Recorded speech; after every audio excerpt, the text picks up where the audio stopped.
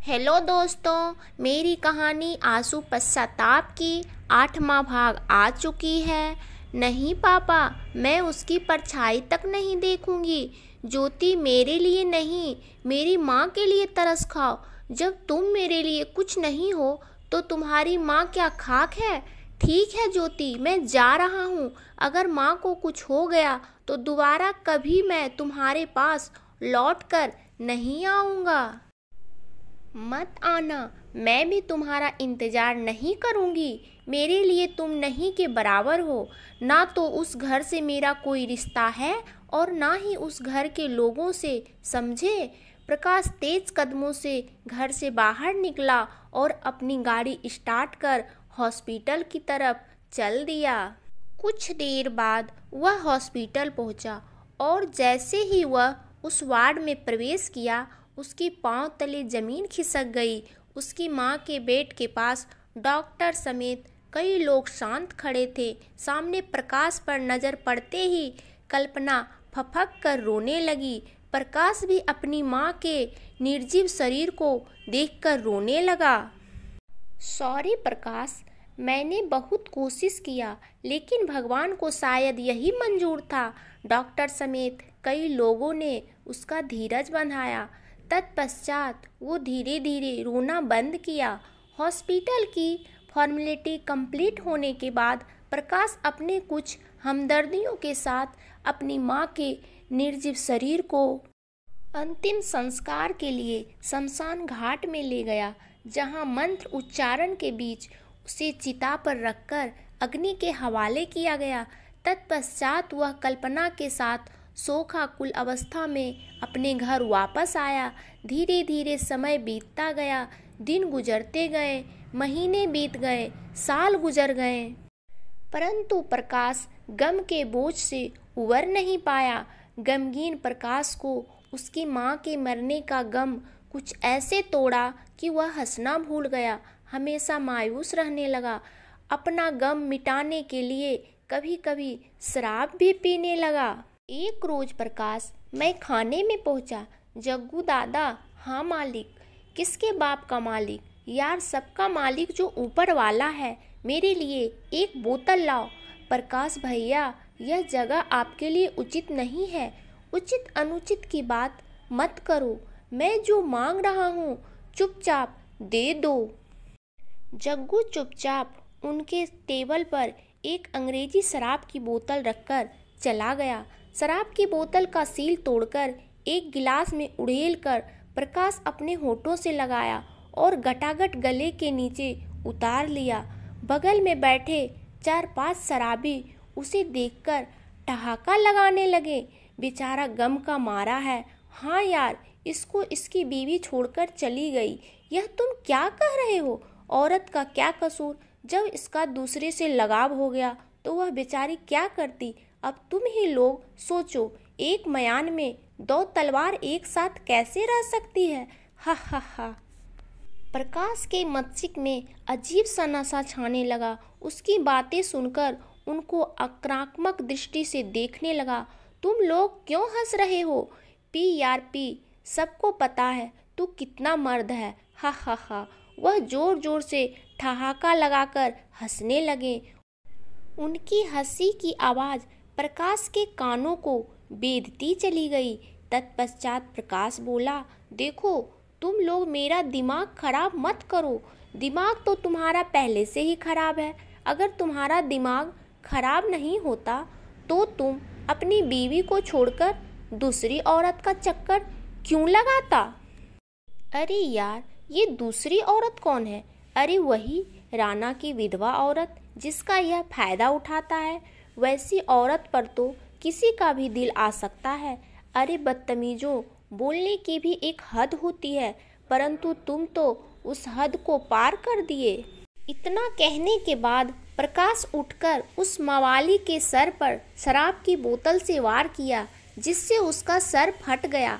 इतने में उसके साथी प्रकाश से उलझने लगे, लेकिन वहां मौजूद लोगों ने बीच बिचाव कर उन लोगों को अलग किया।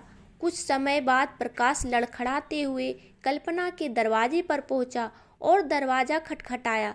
दरवाज़ा खुलते ही प्रकाश को नशे की हालत में देखकर कल्पना अवाक हो गई। भैया आप?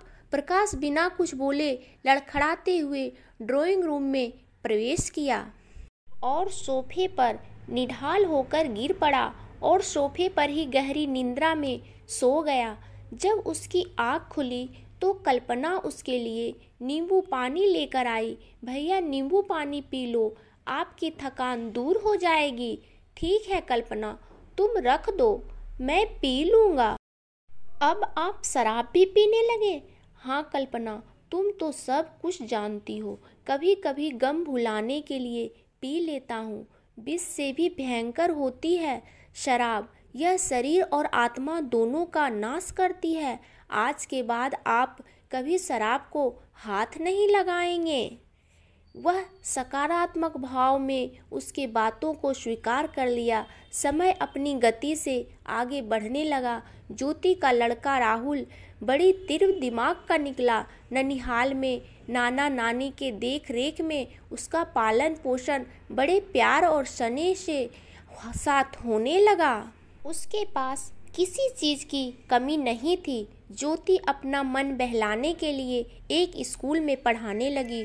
वह जिस स्कूल में पढ़ाती थी उसी स्कूल में अपने बच्चे को साथ ले जाती थी। समय एक ऐसा मरहम है जो हर जख्म को भर देता है।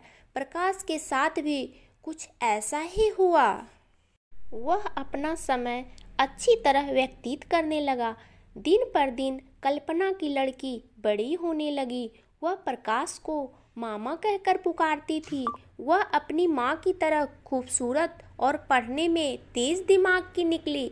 अफसोस, जब वक्त बेरहम होता है तो किसी के प्रति रहम नहीं दिखाता। जो भी उसकी चपेट में आता है उसको उसी के आगोश में अपना जीवन बिताना पड़ता है। अभी प्रकाश अपनी माँ के गम से उभरा भी नहीं था कि अचानक कल्पना को एक रोज तेज बुखार हुआ।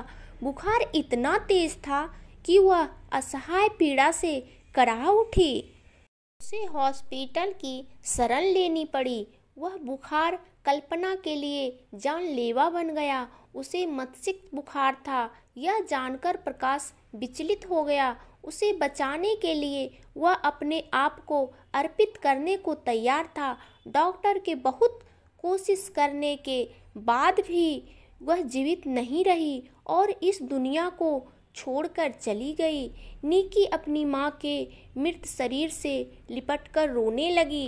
प्रकाश भी अपने आंसुओं को संभालने में असमर्थ हो रहा था, लेकिन किसी तरह निकी को संभाला और कल्पना के निर्जीव शरीर को अपने कुछ सहयोगियों के साथ शमशान घाट ले गया, जहां चिता पर रखकर मंत्रोच्चारण के बीच कल्पना के मृत शरीर को मुख अग्नि दी गई। देखते ही देखते कल्पना का निर्जीव शरीर अग्नि के जल कर राख में तब्दील हो गया। तत्पश्चात प्रकाश उस राख को नदी के जल में प्रवाहित कर अपने घर वापस लौटा। कुछ दिनों बाद खुद तो वह गम के सागर में गोते लगाने लगा, लेकिन निकी को देखकर स्वयं को बड़ी मुश्किल से संभालता था, क्योंकि वह निकी को हरदम खुश देखना चाहता था। घर में एक बूढ़ी नौकरानी थी जो खाना बनाने के साथ साथ उनका ध्यान भी रखती थी। वह उसे अम्मा कहकर पुकारते थे। निकी स्कूल चली जाती और प्रकाश अपने काम पर चला जाता, लेकिन घर का सारा काम अम्मा संभाल लेती थी। एक दिन प्रकाश गम के सागर में डूबकर जग्गू के मैं खाने में पहुंच गया। जग्गू भाई, मुझे एक बोतल दे दो। जग्गू उसे एक बोतल पकड़ा दिया। वह बोतल का चार्ज देकर बोतल अपने साथ लेकर घर आया और ड्राइंग रूम में बैठ गया। इतने में वहाँ अम्मा आई। क्यों बेटा, मैं तुम्हारे लिए खाना लगा दूँ? नहीं अम्मा, अभी आप मेरे लिए एक प्लेट में नमकीन और सलाद लाओ। वह बोतल का कॉर्क तोड़ने वाला था कि विष से भयंकर होती है शराब। यह आत्मा और शरीर दोनों का नाश कर देती है। उसे ऐसा लगा जैसे कल्पना प्रत्यक्ष रूप में उसके सामने खड़ी होकर मना कर रही हो, नहीं कल्पना नहीं। इन्हीं शब्दों के साथ वह शराब की बोतल को फर्श पर पटक दिया। अचानक की आवाज़ के साथ बोतल टूटकर टुकड़ों टुकड़ों में बिखर गई और रूम के अंदर फर्श पर शराब फैल गई।